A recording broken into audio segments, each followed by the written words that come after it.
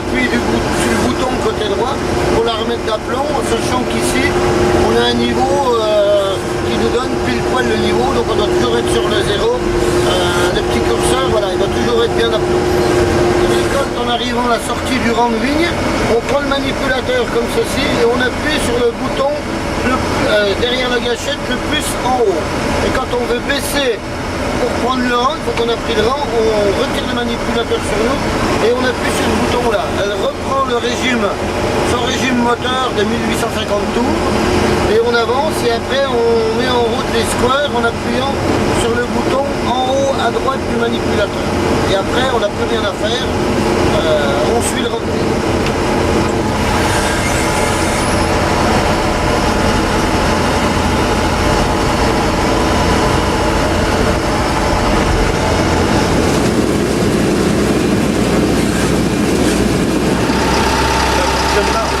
Oui.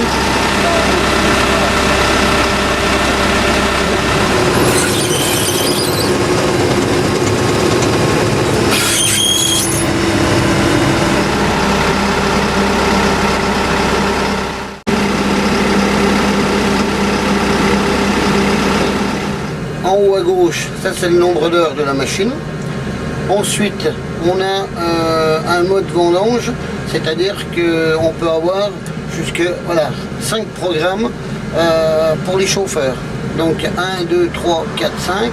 Et dessus est répertorié la surface qu'on a vendangée, le nombre d'heures de battage, le nombre d'heures de tapis, le nombre d'heures d'aspirateur et le nombre de gasoil qu'on utilise. Et ça, on a 5 programmes, donc en fonction des chauffeurs, de ce que l'on a fait. Ensuite, on a au niveau du joystick. Donc le joystick, c'est la manette d'avancement qui, elle, comment dirais-je, on met carrément toutes nos comment puis-je dire, les manipulations que l'on veut dessus, c'est-à-dire que sur ce bouton-ci, là au jour d'aujourd'hui, nous on a le bac, on lève le bac et on baisse le bac, mais on peut très bien lui mettre carrément une autre servitude à la place. Et ça, il suffit de le programmer. Mais bon, là il est programmé comme ceci. Là, ce bouton-là au milieu, on lève le porteur donc sur les 4 vérins, on baisse le porteur là sur les 4 vérins. Là, ici, on lève la tête de récolte, on baisse la tête de récolte, tout ça c'est en manuel, et en ayant le joystick toujours bien droit. Là, on a correction de dévers, on lève à droite, là, on lève à gauche. Après, si on penche le manipulateur du côté gauche, on change carrément les fonctions, c'est-à-dire que là, on reprend une double fonction, là c'est pour la béquille, on élargit, on baisse la béquille, on pousse la béquille. Si on continue comme ceci, comme ceci, là c'est pour les grappoirs, donc on lève, on baisse les grappoirs, pour dire qu'en définitif, avec ce manipulateur, on peut avoir plusieurs fonctions, c'est-à-dire une double fonction qui est multipliée par 3. Donc c'est vrai que c'est un petit peu un casse-tête, mais une fois qu'on a pris l'habitude, bon, ça le fait tout seul. Autrement, on va dire mode vendange. Donc quand on est en mode vendange, là sur la page d'accueil, donc on a, comme je disais tout à l'heure, le nombre d'heures de la machine. Ensuite, ça c'est le nombre de tours moteur de la machine. Alors, en vitesse travail, on est à 1850 tours. Et quand on est en mode tournière, c'est-à-dire quand on est dans du contour, on baisse le mode du moteur de à peu près 150 tours. Donc pour user moins de gasoil. Et ça se gère automatiquement, c'est-à-dire que dès qu'on lève la tête de récolte, elle reprend un régime moteur bien inférieur. Ensuite, ici on a la vitesse d'avancement. Là, la petite case qui est ici, ça c'est la vitesse d'avancement que l'on programme. Là on l'a programmé à 4 km 4 et donc dès qu'on roule, on roule à cette vitesse-là. Mais on peut très bien la changer en fonction, on peut très bien lui mettre, c'est-à-dire, là je sais pas si je vais arriver dans la machine ne tourne pas, mais on peut très bien la programmer à la vitesse que l'on veut. On pousse le manipulateur sur la première cale et elle se cale à cette vitesse-ci. Ensuite, ici, c'est carrément le pourcentage de pente. Donc là, on est pour ainsi dire d'aplomb, on a 2%, en sachant que c'est une machine qui peut monter un coteau, en gros, jusqu'à principe 45%. Monter et descendre.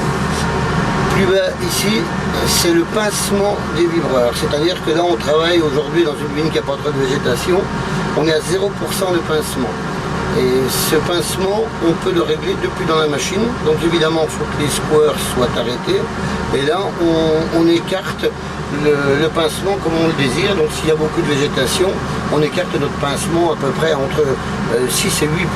On peut aller même bien plus si l'on veut, jusqu'à 15-20%. Ensuite, ce qui est là, à côté, ça c'est la fréquence de squash. Quand on travaille, normalement en fréquence de squash, on est entre 530 et 540 coups minutes. Ensuite, celui-ci, c'est la vitesse de tapis, donc des grandes bandes.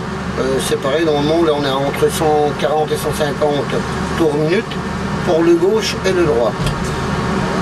Celui-ci là, c'est la hauteur de la tête de récolte. Là on est élevé à fond, on a 96%.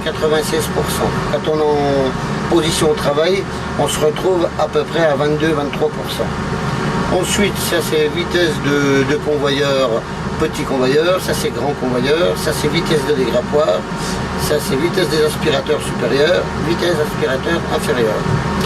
Ensuite dessous, on a la largeur de travail, là on est programmé à 1 mètre, et ça on programme en fonction de la largeur de la vigne pour rentrer en fonction de notre compteur d'hectares. Donc voilà, après qu'est-ce que j'ai pu vous oublier, ça c'est les programmes que j'ai dit tout à l'heure. Là après on a le mode caméra, c'est-à-dire que voilà, quand on travaille on a une caméra à l'arrière, qui donne à l'arrière, et là on a une deuxième caméra, voilà, qui donne devant la tête de récolte. Ça c'est une chose.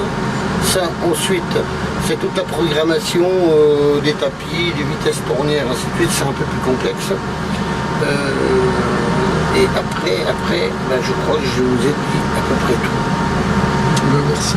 Je pense, voilà, les grands traits de la machine. Bon, après, il y a des programmes qui sont dedans, mais qui sont très sophistiqués. Bon, c'est un peu plus complexe. Merci beaucoup. Bon, voilà. Et ben non, c'est moi qui vous remercie, en espérant que vous en ferez bon usage. Oui, j'espère.